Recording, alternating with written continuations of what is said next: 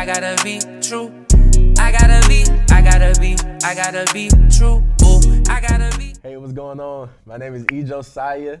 I'm so glad to be here. I just wanted to give you all, a little bit of a backdrop, a backstory on, my journey through life and also college, because this is life after graduation. So what's next for me? And I also have a wonderful guest with me. Her name is Clarissa. Most of you all know who she is.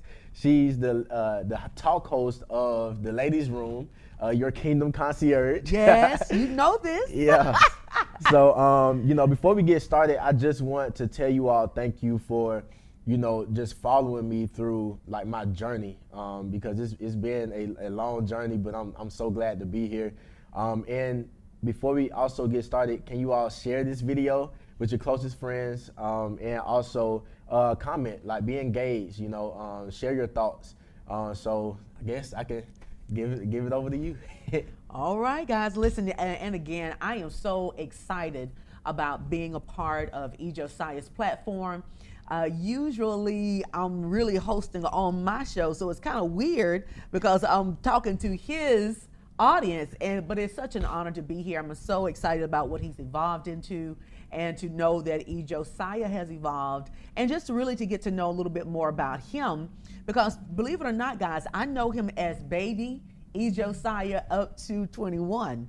So, but things change. He's been off to school, and so now he's a whole different being than he used to be at the times that I used to change his diapers. So we're excited about this today, guys. We want to go ahead and just jump into this. We want to give a big shout out to ICU Media. You can go onto Facebook and check them out. They do live streams, podcasts, anything type of productions that you would like to have done. ICU Media, where we see you and they will too. So big shout out to ICU Media. We're going to go ahead and get in, guys. Listen, EJ, now they've called you so many things. His government name is Ernest Josiah Kenty. That is your government name. Yes. So it went from being called Ernest to what? EJ. Okay. And then it went to E. So the funny story about just E is that the quarterback at Murray State University, when I went up there for my official visit, he said, "Hey bro, what's your name?" I said, EJ. He said, "All right, E."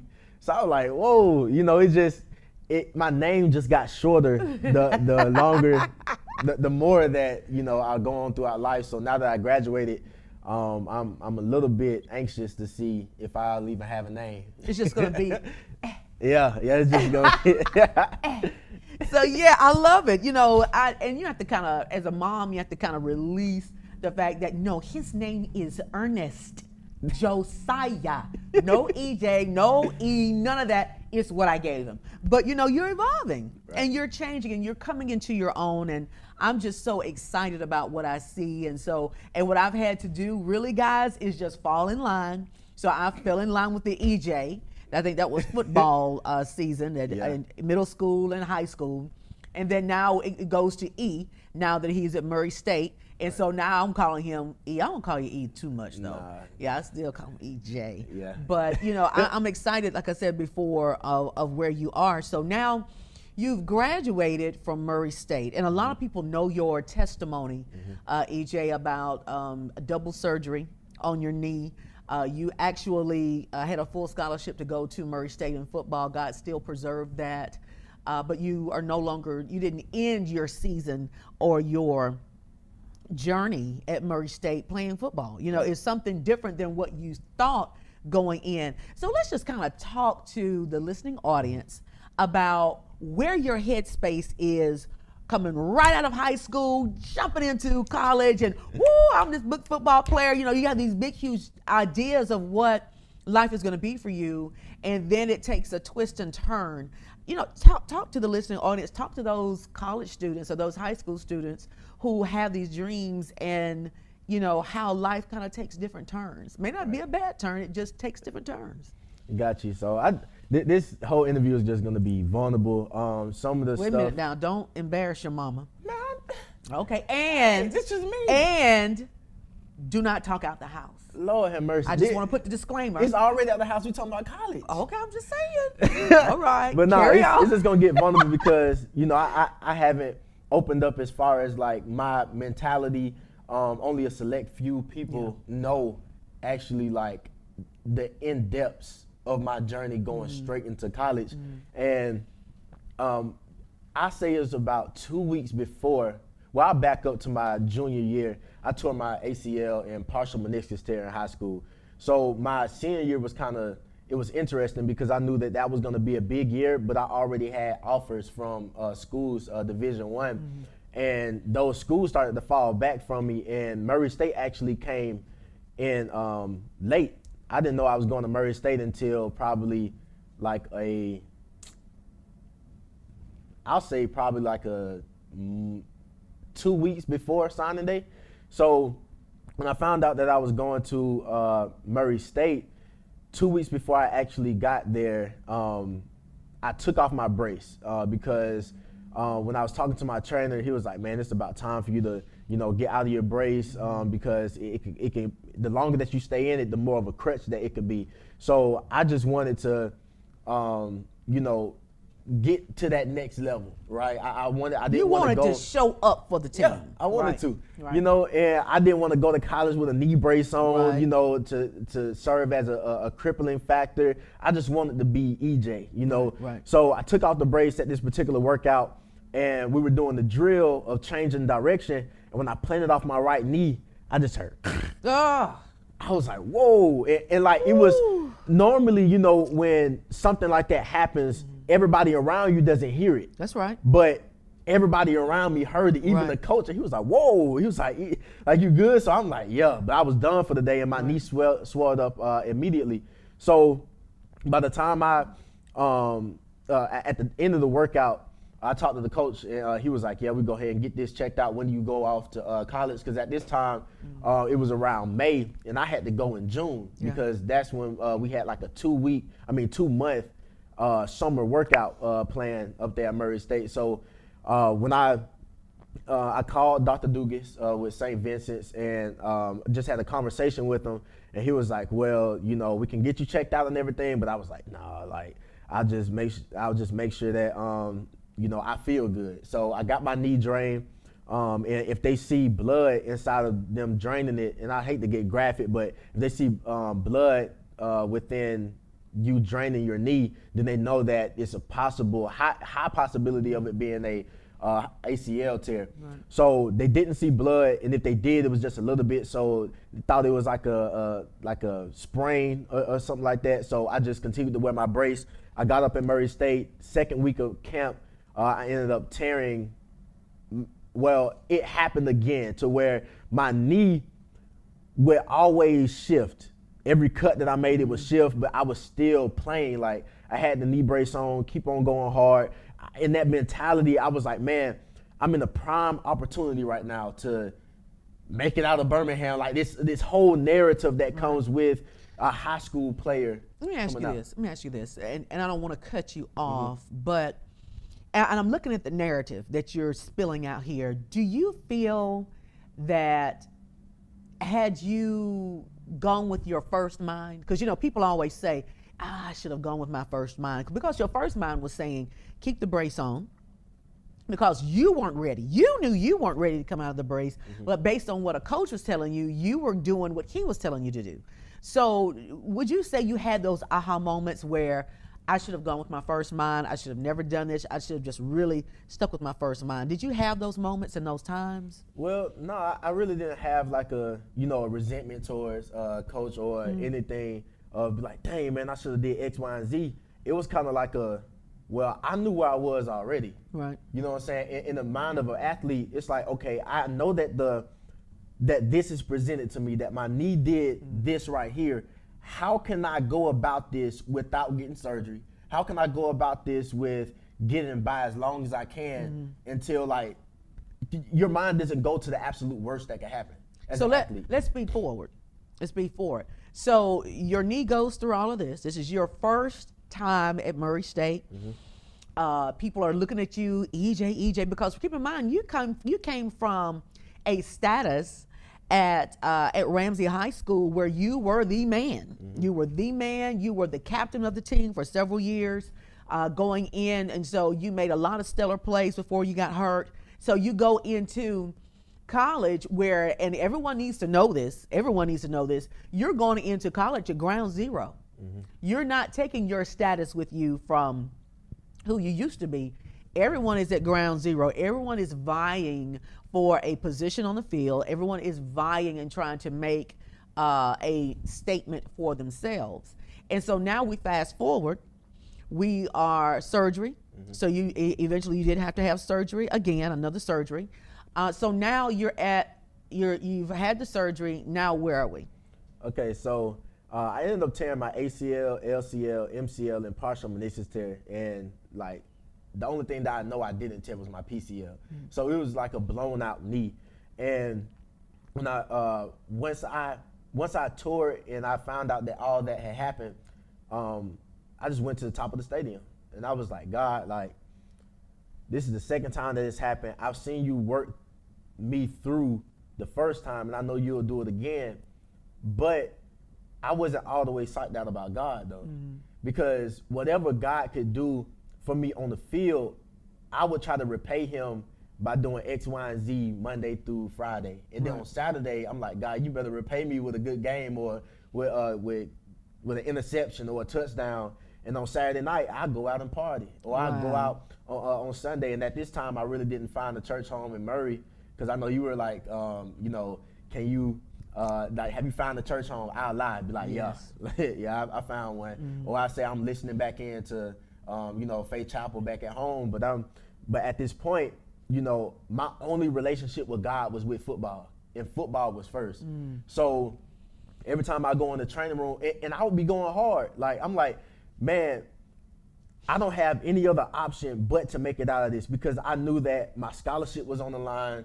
I knew that there was a possibility that they may be trying to get rid of me. I was like, man, I have to make it out. I have to make it out of this situation, because if I don't, I'll be right back at Birmingham, and I don't know what happened if I went back to Birmingham. And it was a coach that told me, he had suggested that I withdraw from classes, because it happened like, I remember that. It happened the first week of classes. So he was like, man, you might want to withdraw from classes, go back to Birmingham, rehab, because you're getting your surgery back there. So it would be smart for you to enroll into like some online classes or a community college back then, so you don't have to worry about going back and forth. So in my mind, I'm like, no, like, you're not gonna send me back home. And I just got done. Mom and Dad had y'all threw a low-key party for me in the hotel with cake and Auntie Toy, she was there, gave me gifts and stuff. I'm like, no, I'm not about to go back to Birmingham. Yeah. Like, no, they sent me away, and a week later I come back. Like, no, I worked too hard for this. So I don't care what it looks like for me to be on crutches going to and from class. I don't care what it looks like for me to be in pain up here inside my dorm room, and my mom is back at home. I don't care what it looks like, because I've seen God do too many things inside my life as it pertains to football. So let me ask you this, because you'll probably hear me fast forward. But, now you're at this point, because, if you're following Josiah, where ultimately his football career subsided to. And so how did you get from hanging up your cleats to being the pivotal key person on the campus of Murray State? How are you able to morph out of that? Because remember, as your mother, I was able to walk with you through that journey, and that was an interesting journey for you. It was an identity crisis there, and I believe that by sharing your story with the people who are here, it will help people to really, especially our young people, if they have to take a side journey, or if they have to make a switch in the mainstream, tell them how you were able to get through the transition of God changing your path. Yeah, so I would say it started my last semester playing ball, right?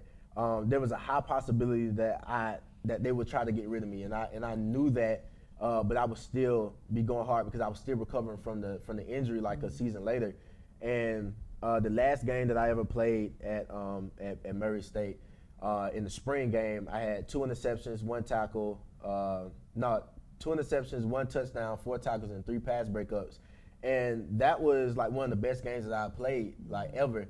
And a week later, during the exit meeting, they would try to take my scholarship. And a lady by the name of Susan Guest, she advocated for me hard about keeping me on campus because she saw the value in me past football. And I've had conversations with different administrators at Murray State to where they said that even if you didn't play ball again, your scholarship is secure here, and I really thank them for that. I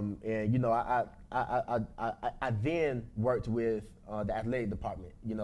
Basically, I wouldn't even say pay back my debt, but like doing what I love. Being around the game, being around people that are, inclined with sports and everything like that. Like I really enjoyed doing that for compensation for my scholarship. But during that process, I started Ransom on campus, and it was by the name of Radical Athlete and Student Oasis Ministry. It's an acronym. And, we really believe that a man died on the cross for your sins, and he ransomed you.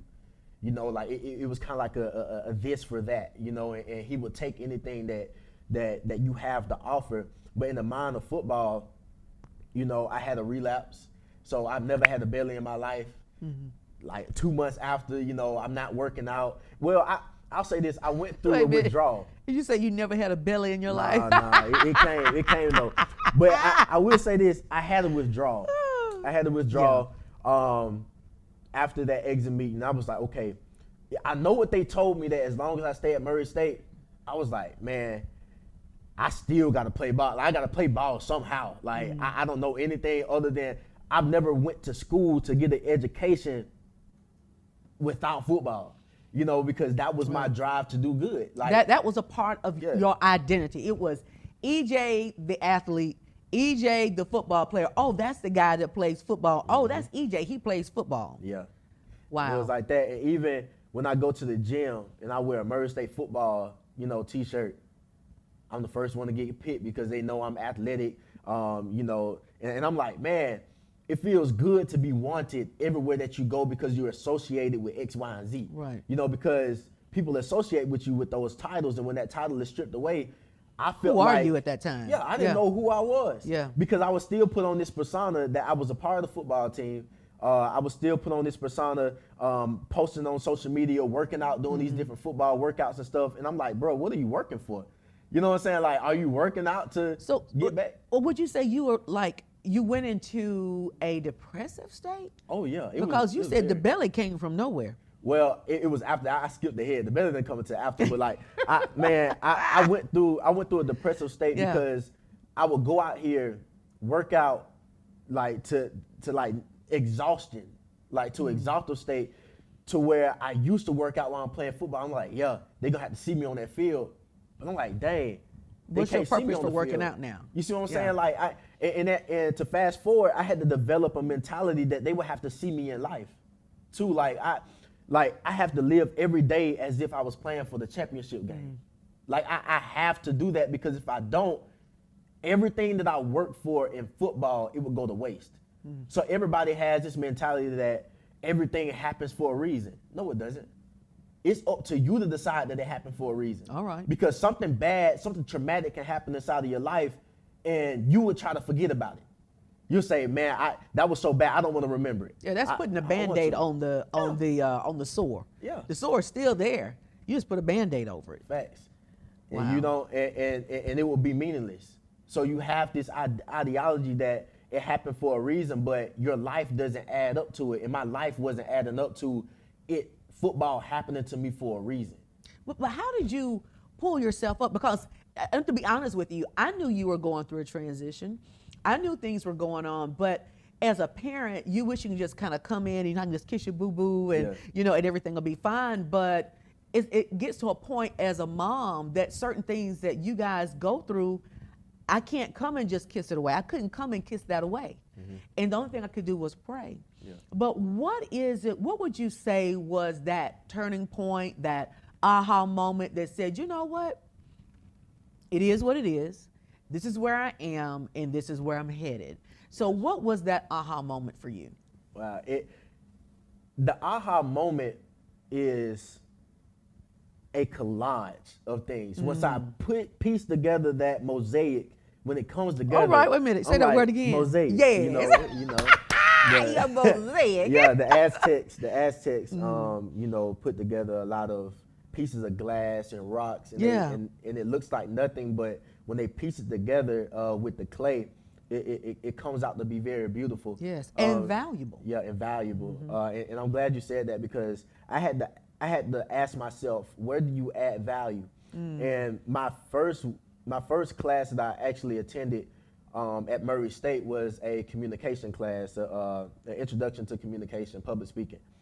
And a lot of people, they would be like, oh yeah, that knew me back back when I was younger. Oh yeah, I can always see you becoming a motivational speaker or public speaking, but I did not like speaking in public. I didn't like the way that it made me feel before I spoke or opened up my mouth. And like y'all would always say, that's not the correct way to say it. And I'm like, dang. You're asking me to say it the correct way. I don't know how to say it the correct way. So we're just at a standstill. What if that happens and if I try to speak professionally? So I'm like, I speak with a strong accent. So I'm like, these people up here in Kentucky might not be able to understand me, because even though Kentucky is very country, it's not Alabama. It's not, it's a different country. It's not Birmingham, So, Alabama. okay, so is it C country or K country in Murray? What do you mean? When you put a K country, that's that's way back in the woods. It's weird. Kentucky is split down the middle. So like when you go to Central Time Zone, it resembles. It's okay. Western Kentucky, you got kind of like Central, where Louisville and Lexington is. Louisville really is its own entity. What you would say, it's like a city, And then Eastern Kentucky, that's like Alabama times 10, I would say. Okay, so it's probably a K country. K for Kentucky. Yeah, that's it. So, you're here. Now you know that you're on this different path. You're kind of getting yourself on through school. You're getting a lot of things and a lot of recognitions in the community. You've got the President's Award for being a community leader on the entire campus of Murray State. Now you've graduated, and that happens so fast. So now you've graduated. And so now what's life for EJ? Because, and I want to tell you this, even in starting Ransom, I saw where you started with about 4 people in Ransom. And you started in a small room in Murray State University. And within a year, you had to upgrade to at least 2 or 3 venues, because you started to outgrow them every single meeting. So you have Ransom going, you're blessing people, the young people are coming out where, there's so many churches out there, EJ, who their mission is I want to get out there and I want we want to win the millennials. We're winning the millennials. And so a lot of these churches don't have a clue as to what the millennials are wanting. And sometimes they're not asking the millennials. The millennials aren't at the decision-making table. Right. Everything is for the millennials, but the millennials are not there to represent it. But you have been able to master this. Not only have you been able to do that, but there are people who have reached out to you to try to get an idea of how you are able to get young people to come every single Monday for an hour and a half and go before God in worship. How are you able to start from 4 people to 100, 200 people coming to Ransom every week? And some churches can't get 100 people to come or even have that many on their log. And so how are you able to do that? What do you contribute that to? Okay, and I'm gonna come back to that. But like to answer your previous I asked you about 4 or 5 in one. Yeah, it's cool. I'm bad for that. It's cool. But I know. But so when you go when I went inside of the my first class with the communication, this professor by the name of Professor Lau, she changed my life, man. And if you're watching this, I'm very appreciative for you being patient with me, because every time I would go up and speak, in front of class, my heart would be beating, because I knew that there was a possibility that I may stutter. It was a high, I don't even say possibility, it was a guarantee that I would speak with Ebonics up there, and the class would look at me. I was like, what? Like, what is he saying? And then I would look at them, and I would see their nonverbal communication while I'm trying to communicate verbally, and it was just a bad thing. And it probably wasn't that bad, but a person that doesn't value the art of communication to that level, right, you don't want to be there. That's right. That's one of it was a study about communication that they did. I forgot the university that they conducted it at, but they interviewed, or they looked at the suicidal rate of students, and they found that, let's say out of 20 students, 18 of those students that tried to attempt suicide were actually in public speaking classes, or in classes where they had to consistently give presentations up in front of their class. And now that I look at that, I'm like, man, I can really see how that does, how that occurs, because I work inside of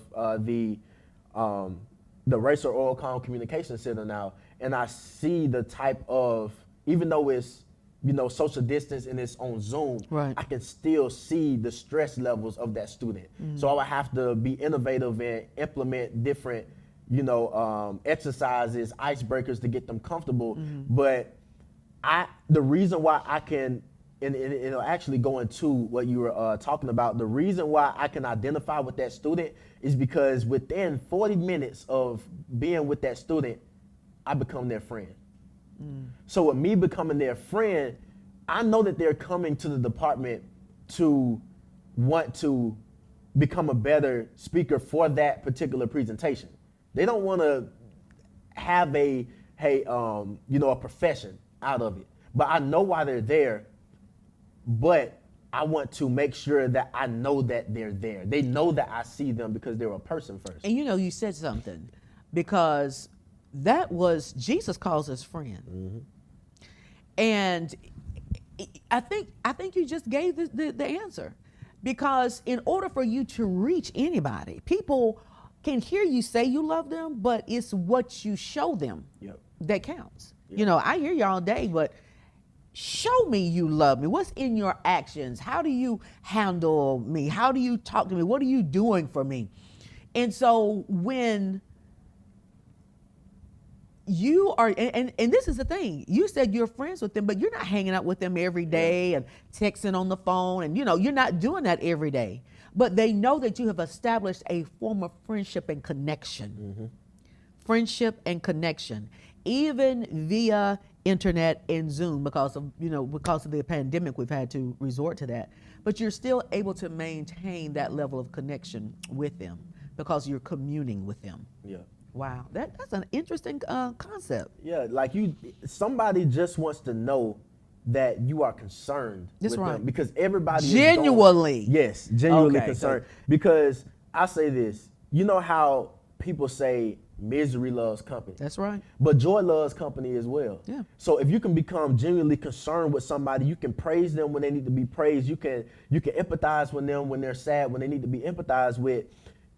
You know that person in some way, shape, form, or fashion needs you, because you understand the value that you have on the inside of you. And that's what I had to get inside of my mind. I didn't know that I had a lot to offer. Or if I did, the idea of me having a lot to offer and not knowing what it was, it caused me to be stagnant, because I couldn't see clear. Wow. So a lot of people, and I forgot what it's called, but when you have a lot of options in front of you, you're more apt not to even choose an option. It's crazy, because once you see that one thing that you want, you're going to go full speed after it. But once you see a whole lot of options, it's like, well, do I choose that? Do I choose that? Do I choose that? Do I choose that? You're spending all this time trying to see what to choose. You end up not choosing anything. You go about your day and you walk away with nothing. And a lot of people walk through life with that. And, I was talking to a friend of mine. His name is Niall Shinwell. I know Niall. Yeah, what's up, Niall? Yeah. But I was talking to Niall Shinwell, and I broke it down to him like this. I said, bro, if you have a shirt or pants or whatever you have, and you have 3 of them in front of you, all of them looks the same. Like it's the same fit. Right. But one of them says one size fits all. One of them says one size fits most. And one of them is your size, your ordained size. Mm-hmm. Which one are you more apt to choose? I got to go to my ordained your size. Your ordained size because it fits you. It fits you. It's you. When you look at it and somebody else looks at it, they say, that's you. And once you take ownership of it, nobody else can take that away from you. Mm-hmm. But when you take ownership of one size fits most people are going to look at you and say, oh, yeah, I can do that. There's no separation with that. Nobody should be able to do what you say you're passionate about like you. Mm-hmm. When you say one size fits all and you choose to put that hat on, you're available to everybody. Like everybody can look at you and be like, oh yeah, there's nothing special about that person. You know what I'm saying? And I'm not saying that you need to live for the gratification of other people, but somebody needs to look at you and your cause that you decide to become concerned with and say, yeah, it's something different about them. That's right. I need to go to them because I can't do it. You know, the interesting thing about this, guys, and if you're following EJ or Josiah, it's natural. He cannot help motivating people because he's already stepped into his motivating anointing right now, because I know you can feel it, because I'm feeling it sitting here interviewing him. So he's already stepped into that. It's a part, it comes natural like breathing. Yeah. Your call, your mission, your purpose, your journey is something you don't really have to think about really. And when it kicks in with the anointing of God, and then it moves and shifts and changes lives. So now you're a graduate, mm-hmm. and you are a motivational speaker. You are a public speaker. You have been speaking to different people, platforms, states, churches, conferences, workshops, rallies, marches. I mean, you're all over the place. Mm-hmm. And I'm sure you have a book somewhere. I understand that you're working on a book. Yes. So now, life after graduation, you're getting ready to get your master's degree in a communication standpoint. You got your motivational program, and your business is up and going. It's thriving. You know, what's life after graduation? Yeah. I mean, what can we expect to see, hear, and experience from Josiah? Well, my first step into transitioning is I'm getting my master's in organizational communication, because I want to become first a master of communication and then a doctor inside of communication. Oh, so I'll be calling you Dr. Kenty. No, I don't want you to call me that. You know, that's just going to be somewhere that I've been, right? And I got the experience. Okay. But people don't have to call me that, man. But can I though? Because as a mother, it just rings well. Yes, you can call me doctor. Yes. But yeah, so that's my first concern is obtaining as much information as I can in the art of communication, because knowledge is not power. Right. And and people might crucify me for this, but the application of knowledge is Come on. Yes. Oh, hold up. You gotta wait, one more time. No, you gotta come and no, why do you like this? Look, grab. Okay. And then, you know what I'm saying? Okay. So like, grab, snap. Yeah. How long have we been doing this? Since you were how long? Middle school? Mm-hmm. Still don't got it. And still don't have it. But, All right. So I also still be on campus with Murray State. I just can't get enough of Murray State. But I will be in a graduate apprenticeship with the Racial Oral Comm Communication Center. So I'll be overseeing that department with some consultants and everything like that. So basically what that job description is going to entail is being concerned with students in their application inside the classes where they have to use their oral communication. Mm-hmm. So making sure that they're equipped for their class assignments so that they could be able to become everything they need to be. I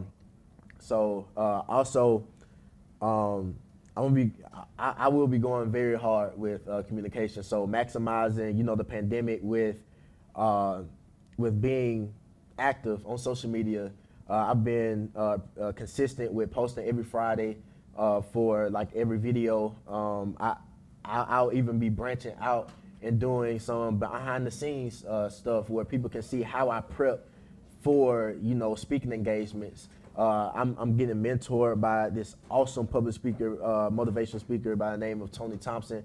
And he was actually a campus leader at Sanford University for Ransom.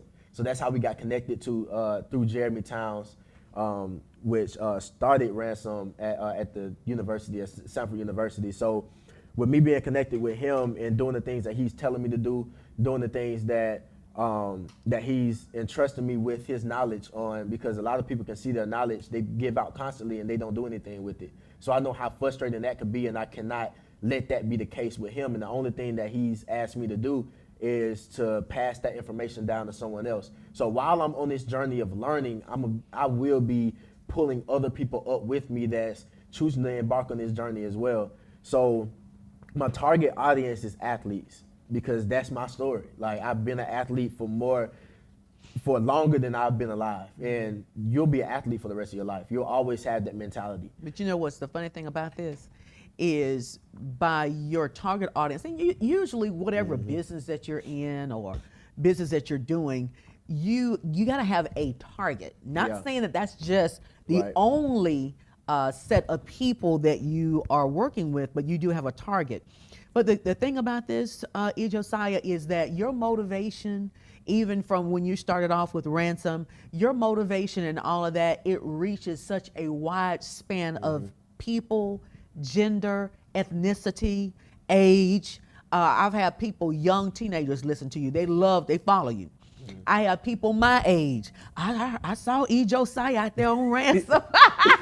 On Ransom. Everybody knows about Ransom. And so they love to hear your speech. I've heard pastors and ministers come up to me and say that they listen to you, they follow you on social media, and then older people follow you. So you have different people following you all over the place. And it's good that you have a diverse anointing on you, so that whoever listens to you, it doesn't matter who you are, it is diverse.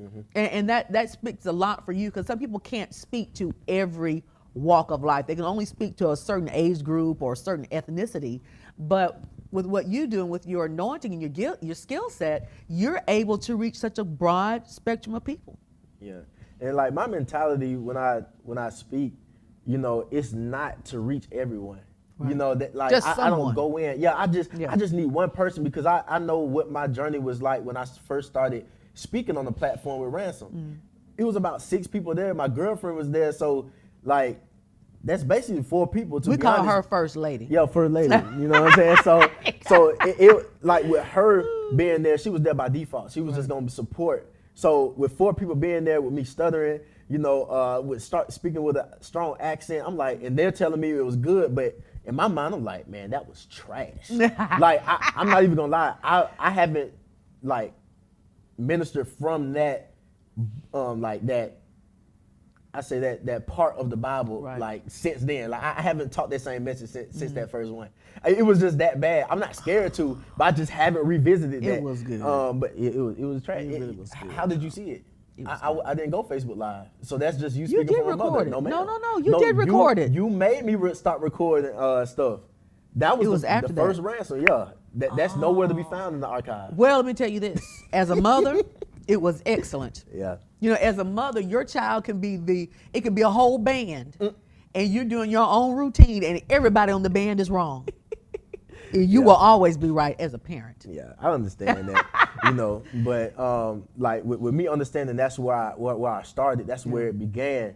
I'm like, man, all I need is the one-on-one. If I could talk to somebody from the one-on-one, and nowadays, you know, everything was recorded. That's right. So you see things, the most powerful things are the authentic things. So if I could be authentic with that one group of people, other people, they'll see it and they'll be like, dang, I was blessed by that. Because it's the passion, it's the authenticity of being concerned about that one group of people. And it was just the love of God, the love of knowledge, the love of, you know, of being concerned about people, it'll spew out to everybody that it touches. And it spreads. I'm sure you're familiar with John Maxwell. You know, the Bible that I have that's falling apart in 10 different places, Yeah, and I ma'am. get the pages. Yeah. So that's a John Maxwell Bible. And so I don't really veer off from that Bible, and I actually need to get another one. But it is, the John Maxwell Bible has a lot of good leadership information in it. And what you're talking about is something that John Maxwell refers to as the Big Mo. The Big Mo, M-O. The Big Mo stands for momentum. Right. And that's what you're talking about. You were able to create a momentum. And in that momentum, people like to be associated with things that's moving, growing, producing, excelling, and going somewhere. And when you have that momentum going, people say, oh, okay, what they got going on? What are they doing over there? Oh, ransom, what they got? And that's what happens. So every week, it grows and grows because people are coming to momentum. And when you started, it was like a snowball effect. And I saw it grow.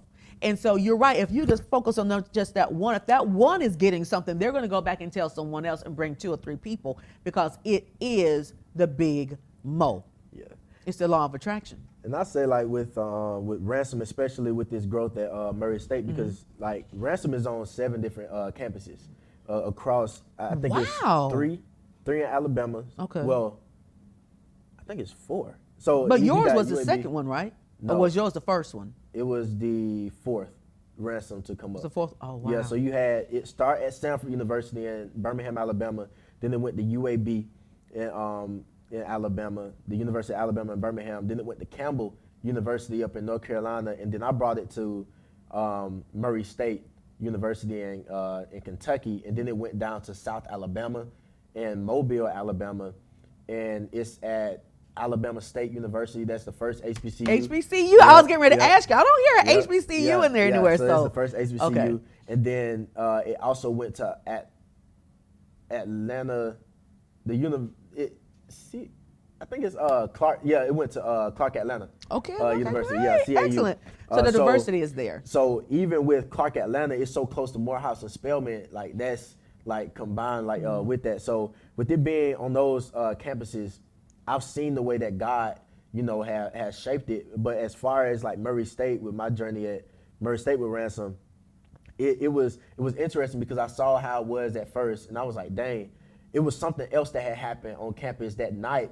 On that Thursday, I still remember like it was yesterday, where people promised me that they'll come, and they went to that event anyway. So in my mind, I'm like, dang, man, like they're not concerned about my cause, But like the leaders of Ransom, like Jeremy Towns, Caleb Maxey, Frank K, like all these different people that were pouring into me, they would be like, you have to be concerned about your cause first. You have to go hard about your cause first. And that next week, I think it was about 15 people.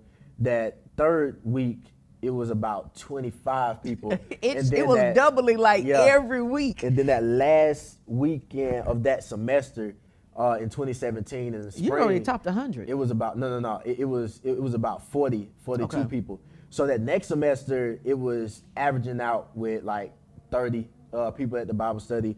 And then that next semester, about 30 people. Now, what happened was that I was doing it by myself, and the people that were involved with Ransom at that time period, I would give them little things, and it was really a flaw on my leadership because I would give them different, different like assignments or anything like that, and I would end up taking over the assignment because it didn't look like what I wanted it to look like.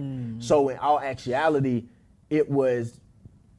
we were taking steps backwards as a ministry because it was all me.